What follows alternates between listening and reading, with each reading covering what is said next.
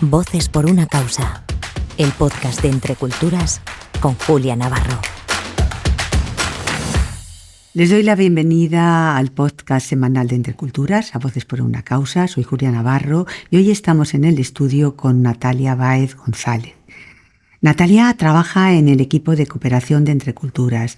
Ha sido responsable de proyectos del Centro de Estudios Paraguayos Antonio Guas, más conocido como CEPAG, que es una organización socia local de Entre Culturas en Paraguay. Y les voy a contar algunas cosas sobre ella. Estudió Administración de Empresas, sin embargo siempre tuvo una pulsión por el ámbito social y eso la llevó a realizar en el 2018 un voluntariado en el Centro Social de los Jesuitas en Paraguay y desde ahí pues colabora en el mundo de la cooperación. Ahora está cursando un máster de cooperación internacional al desarrollo en la Universidad Pontificia de Comillas. ¿Qué se me ha quedado en el tintero, Natalia? Nada, Julia. ¿Seguro? Segurísima. Bueno, Natalia, tú has estado trabajando y tu trabajo se viene desarrollando, dando seguimiento a los proyectos que tiene Entre Culturas en distintos lugares de Paraguay.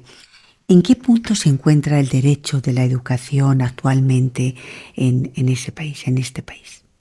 Bueno, Julia, mira, tengo que admitirte que cuando tengo que hablar de la educación de mi país, de Paraguay, me cuesta un poco porque es una de las materias pendientes y la gran deuda del Estado paraguayo. Hay muchas cosas por hacer, hay grandes desafíos. Quizás por situarnos un poco, hay que saber que en Paraguay la educación escolar básica es obligatoria, comprende de 9 años. Luego son como 3 años más de educación media, que aquí en España sería la ESO. Si bien puedo rescatar que en las últimas décadas hubo avances en la expansión de la cobertura educativa y también en materia de infraestructura, aún queda mucho por hacer, sobre todo en materia de equidad y calidad educativa, ¿verdad? Quizás por mencionarte algunas cifras, el año pasado el Ministerio de Educación y Ciencias, conjuntamente con UNICEF, publicaron un informe sobre exclusión educativa y allí un poco se refleja una cifra que nos llamó mucho la atención y cuenta que 450.000 niños, niñas y adolescentes de 5 a 17 años se encuentran fuera del sistema educativo. Y esto más o menos representa el 25% de la población de ese rango de edad, ¿verdad? Realmente es una cifra muy alarmante, muy alta. Aquí quizás cabría hacer como un pequeño paréntesis porque fue un poco una polémica en mi país que estos datos fueron recabados durante el 2021 y sin embargo con el último censo poblacional del año pasado, del 2023, se deben hacer como algunos ajustes y probablemente este número sea un poco menor, pero claro, no es muy considerable porque tampoco se hicieron como grandes cambios como para que se reduzca en gran medida esta cifra, ¿no? Es evidente que es un gran desafío. Sí, o sea, por eso, por eso te decía quizás otro dato muy revelador que ha lanzado y que son súper actuales, que lanzó el Instituto Nacional de Estadística, es que el promedio de estudios de la población paraguaya no supera los 10 años. O sea, y esto en zonas rurales, claramente se va agravando en zonas... 10 años en zona urbana, eso, sí. Y se agrava en zonas rurales que son apenas 8 años. ¿Y qué significa esto, Julia? Que en terminar el colegio en Paraguay es un gran logro. O sea, terminar la ESO es un gran logro. Y ni decirte acceder a una universidad, ¿no? Que ya es un gran privilegio de pocos. Déjame que te pregunte una cosa. ¿La educación está de alguna manera pensada también para que haya una inserción en el mercado laboral? ¿Y de qué manera estáis trabajando para lograr eso? Porque entiendo que ese debe ser también uno de los objetivos, ¿no?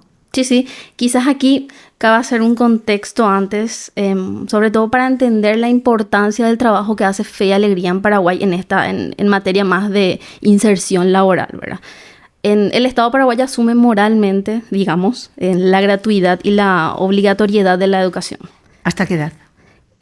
Hasta los 17 años más o menos, 16, 17 años. Porque Pero en realidad la realidad es que muchos niños, niñas y adolescentes terminan el colegio gracias al esfuerzo individual de las familias. Porque el Estado paraguayo no hace efectivo en el ejercicio del derecho, en este caso de la educación, ¿verdad? Entonces, y ni te digo todo lo que tenemos que hacer para acceder y terminar una carrera universitaria. O sea, lastimosamente en Paraguay sucede que cuanto más alto es mi poder adquisitivo, puedo tener una mejor educación porque puedo pagarme una educación privada de calidad, puedo comprarme un seguro médico privado, puedo comprarme un auto y no depender del horrible servicio de transporte público. Y al final esto es súper peligroso porque no entendemos al Estado como un rol con su rol de garante de los derechos, ¿verdad? Entonces, al final, las familias en situación de pobreza o incluso las familias de clase media para abajo tienen que sortear la vida como pueden y siempre terminan siendo los más excluidos, ¿no? Entendiendo un poco este contexto, lo que hace Fe y Alegría en Paraguay es trabajar en el ámbito de la inserción laboral. Y lo hace a través de su programa de formación para el trabajo, que sabemos que es una iniciativa a nivel federativo de Fe y Alegría. Y en Paraguay lo está haciendo desde hace más de 10 años. Principalmente lo que hace en este programa es promover y fomentar las habilidades blandas, competencias más técnicas de los estudiantes que están en la educación media, que están en los últimos años del cole. Y el objetivo, por sobre todo, es que puedan acceder a empleos al finalizar sus estudios. Y claramente esto entendiendo el contexto de que muchas veces al terminar el colegio en Paraguay uno tiene la necesidad y la urgencia de buscarse un empleo para generar ingresos. Por ejemplo, por dar un ejemplo, en mi caso yo estudié 5 años y solamente el primer año de mi carrera me dediqué enteramente a estudiar. Los siguientes 4 años lo hice a la par, estudiar y trabajar a la vez. Y esa es una situación bastante común en Paraguay y que nos da la pauta un poco de que acceder a la universidad de por sí es un privilegio, pero dedicarse a estudiar la carrera enteramente, solamente a estudiar, es para una minoría. Claro, un privilegio para muy, muy poquitos. Te quería también preguntar, Natalia, bueno, tú has estado colaborando con CEPAC y me gustaría saber qué tipo de colaboración y proyectos conjuntos están llevando a cabo CEPAC y Entre Culturas. Ya, a ver, para el CEPAC, el trabajo colaborativo con la Fundación Entre Culturas es clave y se remonta ya a muchos años. Se trabaja sobre todo desde la cercanía, la confianza y el compromiso recíproco.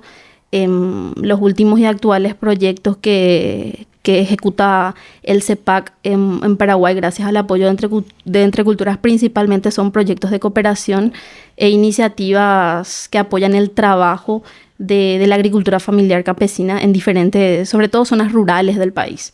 También se apoya fuertemente el componente de empoderamiento juvenil en zonas rurales y también una zona periférica de Asunción, que es la capital del país. O sea que es una colaboración muy, muy estrecha, sí, sí. y muy intensa. Sí, sí. De todas maneras, imagínate que por un momento tú eres la responsable de educación de tu país. ¿Cuáles serían las primeras medidas que adoptarías? Bueno, ya como te decía, Julia, como todo está por hacerse y hay muchos desafíos, yo quizás empezaría por mejorar esa calidad educativa, ¿verdad? Si bien en el nivel de alfabetización está como ahí está controlado, digamos, pero yo mejoraría sobre todo la calidad educativa, ¿no? Bueno, eso es todo un desafío. Todo un desafío gigante, ¿no? Nos has hablado de Fe y Alegría ya, hemos hablado también de CEPAC. Me gustaría saber cuál es la situación de las niñas en el sistema educativo. Bueno, Julia, claramente en materia educativa, una de las poblaciones más afectadas son las niñas. En ese sentido, es una de las prioridades de Fe y Alegría en terreno y también de Entre Culturas, que ellas puedan ingresar y puedan ingresar al sistema educativo.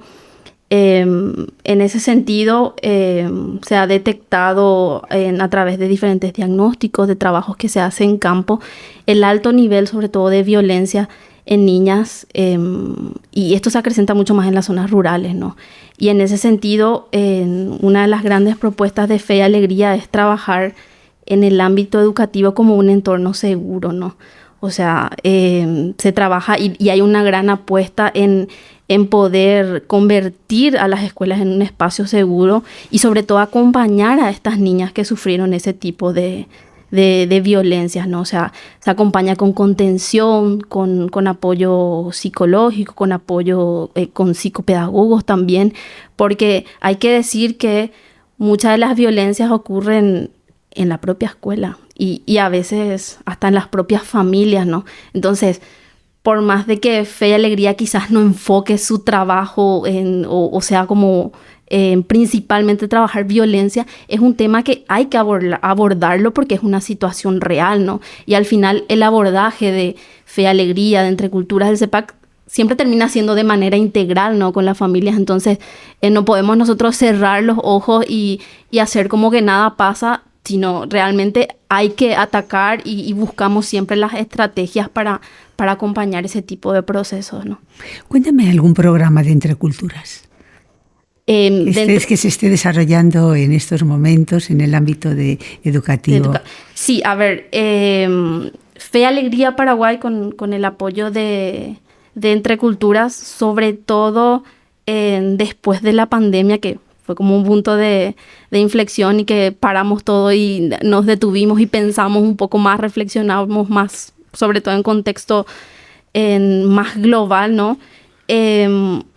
Ahí se trabaja o hay un gran trabajo en reducir la brecha digital, que lo vimos claramente, que hay una desigualdad terrible en algunas familias, sobre todo en zonas rurales. Se trabaja todo este trabajo de formar a los docentes en el uso de herramientas digitales, en poder equipar los centros de Fe y Alegría con recursos más tecnológicos, porque también un poco se trabaja en refaccionar el espacio del aprendizaje para que realmente sea un entorno donde dé gusto estudiar, porque al final ese proceso de aprendizaje tiene como muchos factores, ¿no? O sea, uno aprende mucho más estando en un contexto lindo, en un espacio lindo. Entonces también hay una gran apuesta de Fe y Alegría y de Entre Culturas de trabajar un poco todo ese entorno.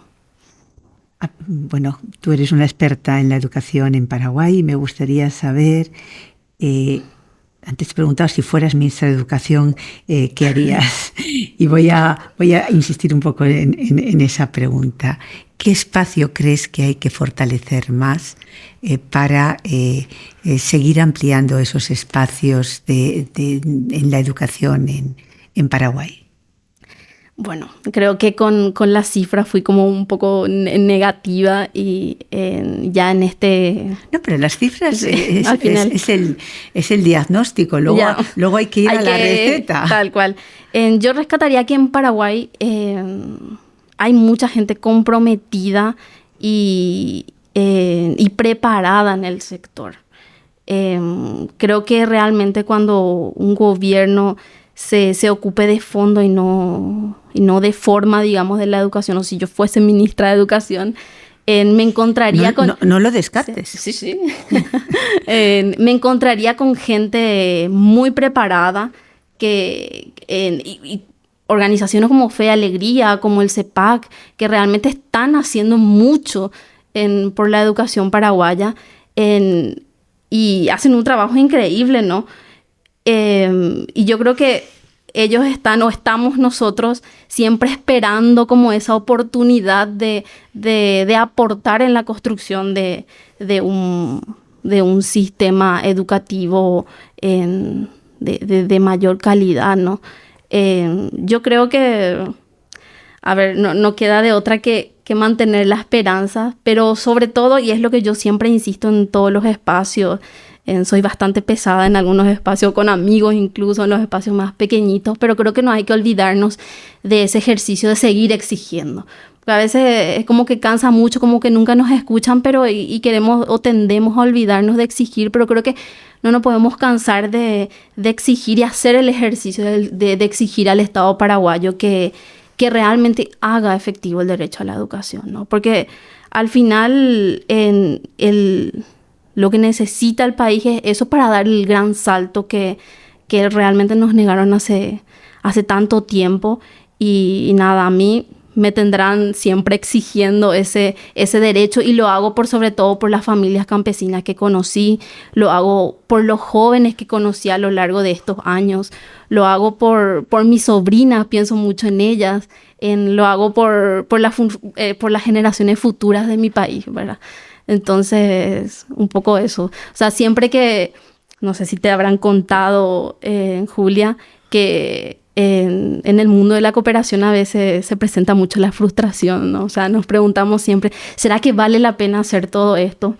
Yo no tengo la menor duda de que vale la pena hacer todo eso. Pero claro, como a veces el contexto global es tan complicado, uno se pregunta, ¿no? Si ante tantos desafíos, a veces uno se siente medio pequeña, ¿no? Las batallas hay que darlas una a una, a veces son más pequeñas, a veces son más grandes, a veces tienen mejor resultado, pero hay que darlas.